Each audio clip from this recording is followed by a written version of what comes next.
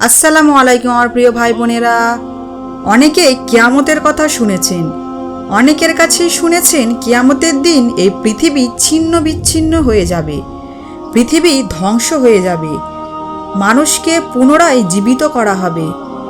কিয়ামতের দিন আর কি হবে, আর হাসরের দিনে নবীজি কোথায় অবস্থান করবেন, কিয়ামতের দিন বিচার কেমন হবে, হাসরের মাঠে 3টি কঠিন মুহূর্ত আসবে, সেইগুলো কি আর শেষে আমি বলবো আমাদের সর্বশেষ ও শ্রেষ্ঠ নবী মোহাম্মদ সাল্লাল্লাহু আলাইহি সাল্লাম ওনার উম্মতদের জন্য কিভাবে আল্লাহর কাছে সুপারিশ করবেন।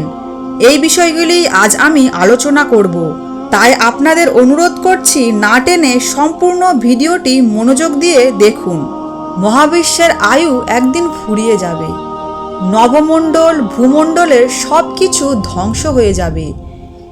ইসলামী আকিদা অনুসারে ফেরেশতা ইসরাফিল আলাইহিস সালামের সিংগায় ফু দেওয়ার মাধ্যমে কিয়ামত শুরু হবে।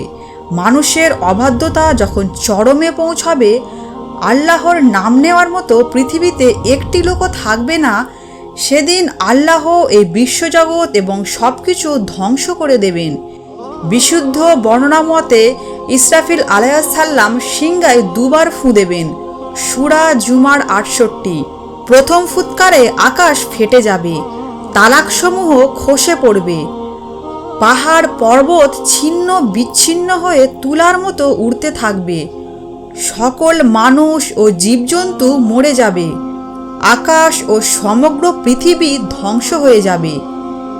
সেদিনের বিভীষিকাময় অবস্থা সম্পর্কে এক আয়াতে ইরশাদ হয়েছে, যেদিন তোমরা দেখবে সেদিন প্রত্যেক স্তনদানকারিণী আপন দুগ্ধপোষ্য শিশুকে ভুলে যাবে এবং প্রত্যেক গর্ভধারিণী তার গর্ভপাত করে ফেলবে। তুমি দেখবে মানুষকে মাতালের মতো, অথচ তারা মাতাল নয়। বস্তুত আল্লাহর শাস্তি বড় কঠিন। সূরা হজ 2। দ্বিতীয় ফুৎকার দেওয়ার সঙ্গে সঙ্গে পৃথিবী সৃষ্টির পর থেকে যত জীবের সৃষ্টি হয়েছিল তারা সকলেই জীবিত হয়ে উঠে দাঁড়াবে। হাসরের জন্য সর্বপ্রথম যার কবর খুলে দেওয়া হবে তিনি হলেন মহানবী সাল্লাল্লাহু আলাইহি ওয়াসাল্লাম। আবু হুরায়রা রাদিয়াল্লাহু তাআলা থেকে বর্ণিত, রাসূল সাল্লাল্লাহু আলাইহি ওয়াসাল্লাম বলেন, দ্বিতীয়বার সিংগায় ফুৎকার দেওয়ার পর সর্বপ্রথম আমি মাথা তুলব। তখন আমি দেখব হযরত মুসা আলাইহিস সালাম আরশের এক পায়া ধরে আছেন। আমি জানব না তিনি এভাবেই ছিলেন নাকি দ্বিতীয়বার সিংগায় ফুৎকার দেওয়ার পর সেখানে গিয়েছেন। বুখারী 4813। সেদিন জমিন পরিবর্তিত হয়ে অন্য জমিন হবে। সেদিন ময়দার রুটির মতো সাদা পরিষ্কার ও মসৃণ জমিনের বুকে মানবজাতিকে পুনরুত্থিত করা হবে। এতে কোনো চিহ্ন, ঘর, উদ্যান, গাছ, পাহাড়, টিলা ইত্যাদি থাকবে না।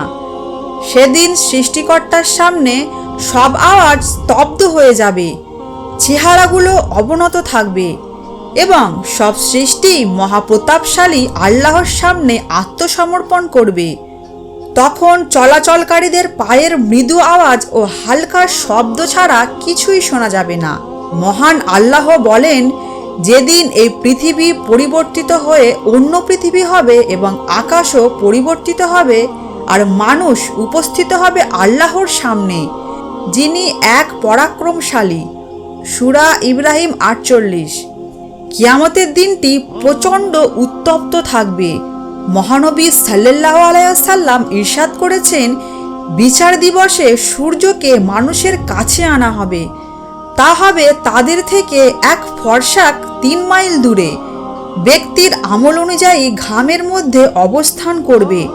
কারো ঘাম হবে টাকনু সমান, কারো হাঁটু সমান, কারো কোমর সমান, কারো মুখ সমান। মেশকাত পৃষ্ঠা 483। হাসরের মাঠে সমগ্র মানবজাতির হিসাব নেওয়া হবে। হিসাব নেওয়া হবে জিন, পশু পাখি সহ সব কিছুর।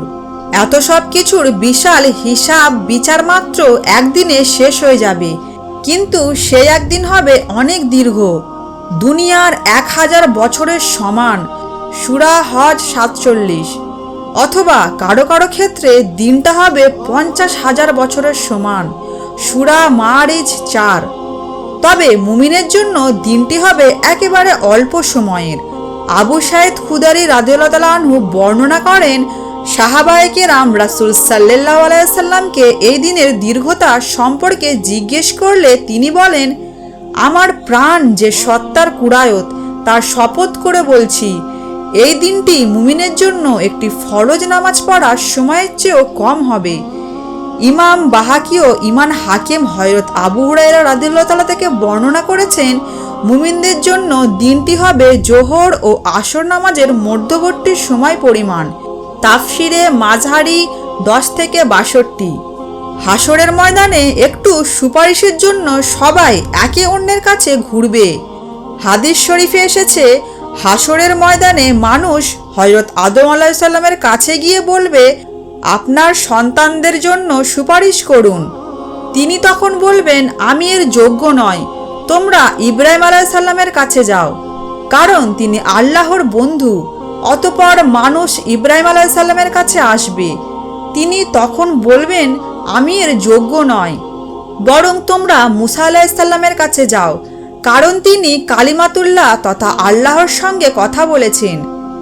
অতঃপর তারা মুসা আলাইহিস সালামের কাছে আসবে।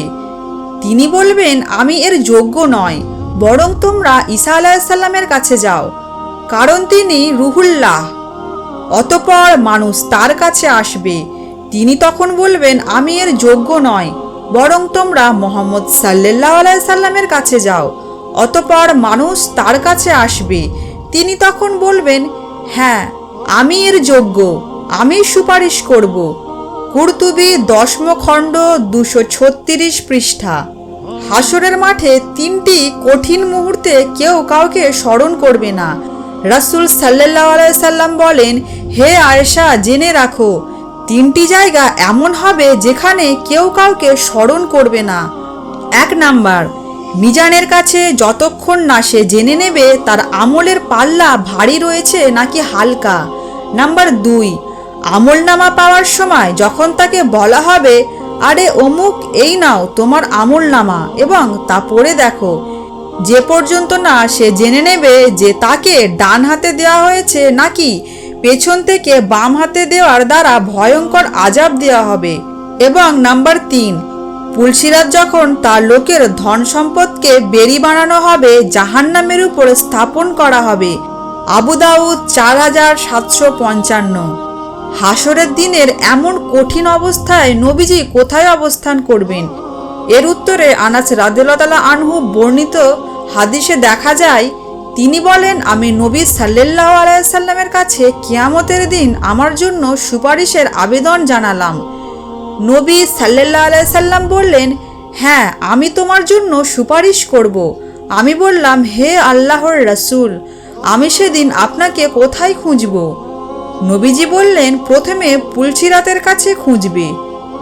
বললাম, সেখানে যদি আপনার সাথে আমার সাক্ষাৎ না হয় তাহলে কোথায় খুঁজব?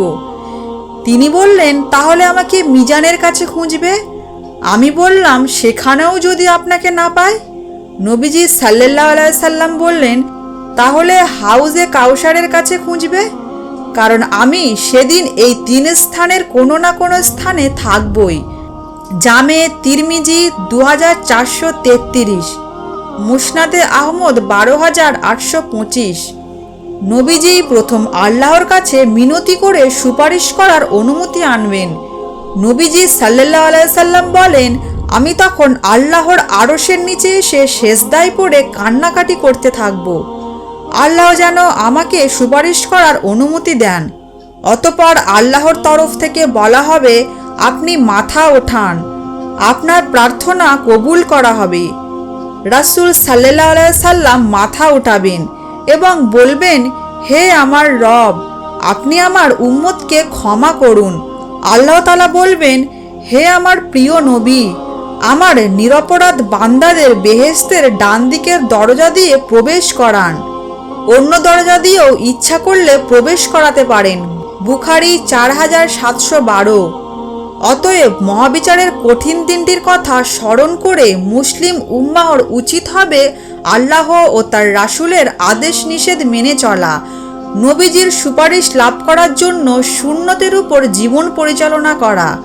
অন্যথায় আল্লাহর রহমত এবং নবীজির সুপারিশ পাওয়ার সম্ভাবনা নেই বললেই চলে। আল্লাহ তাআলা ইরশাদ করেন, তারা শুধু এই অপেক্ষাই করছে যে কিয়ামত আকস্মাৎ তাদের কাছে এসে পড়ুক। বস্তুত কিয়ামতের লক্ষণসমূহ তো এসেই পড়েছে। সুতরাং কিয়ামত এসে পড়লে তারা উপদেশ গ্রহণ করবে কেমন করে? সূরা মুহাম্মদ 18। আরও ইরশাদ হয়েছে, মানুষের হিসাব নিকাশের সময় আসন্ন, কিন্তু তারা উৎসুকতায় মুখ ফিরিয়ে আছে। সূরা আম্বিয়া 1। আল্লাহ তাআলা আমাদের সবাইকে উদাসীন হওয়া থেকে হেফাজত করুন। মৃত্যুর আগে নিজের আমলনামাকে সুন্দর করার তৌফিক দান করুন। আমিন সুম্মা আমিন। আপনাদের এই ভিডিওটি কেমন লাগলো অবশ্যই আমাকে কমেন্টে জানাবেন। আপনারা অবশ্যই ভিডিওটিকে একটি লাইক এবং চ্যানেলটিকে সাবস্ক্রাইব করে দেবেন। আসসালামু আলাইকুম।